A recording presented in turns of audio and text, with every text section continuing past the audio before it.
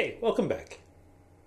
It can be extremely tempting when you're designing either a product or a service to create tiers of options that highlight dozens of functions, features, and benefits. While products with more functions and features sell better when compared to those that don't, the user is often thought of after the fact to the desire to actually sell the product.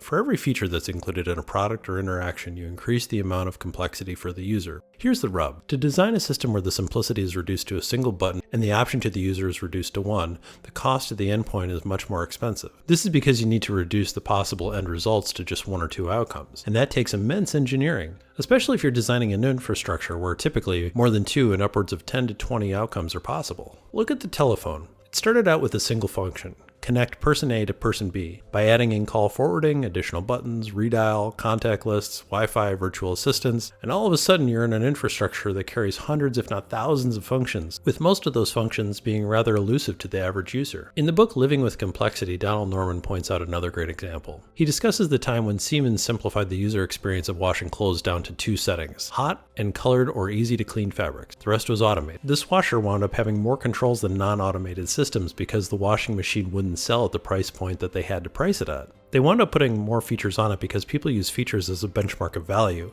More features equals more value equals a better purchasing decision. While the two-choice option was among the features, a washer that only had two buttons and was priced higher for being so simple and automated just wouldn't sell. Are you solving for the user or the company to move the product? There's a tricky balance here. Here at CCD, we take on projects where we can directly influence the end result to make sure that the user and the environment are thought of before moving the product.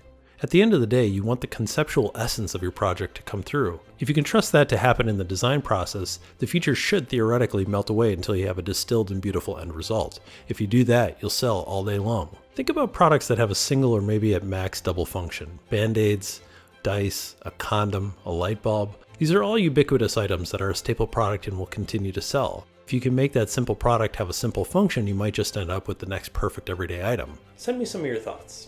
Have you come up with a product that started out as a wish list of features only to have it whittled down to one or two? Have you ever come up with a design that got pushed through the company politics like a tumbleweed only to come out the other side with 50 extra features? Did it sell? What do you think about products that have tons of features? Let me know. Send me a note on Twitter and Instagram and I'll post some of the best insights and projects. Thanks so much. Have a great day.